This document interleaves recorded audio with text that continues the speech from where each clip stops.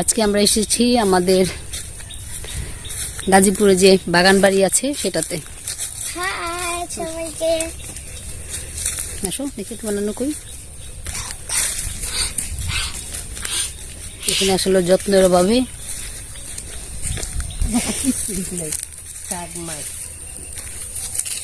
একবারে খালি সব, কিছুই নেই, কোনো গাছ নাই। আমি তো মনে করছি সবজি টবজিতে বড় আছে, কচু টচু নিয়ে যাবো না।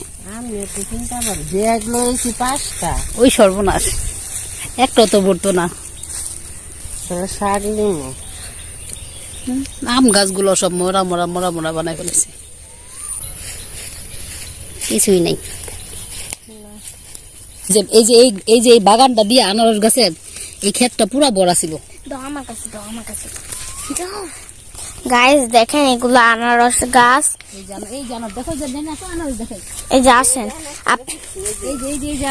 এই যে এই যে আনারস আপনাদের দেখেন, একটা হয়েছে। এই যে সুন্দর আনারস, ওই আনারস গাছ, ওই যে আনারস গাছ, নিম গাছ। এটা সূর্যের তাপে দেখানোই যাচ্ছে না বলতে গেলে।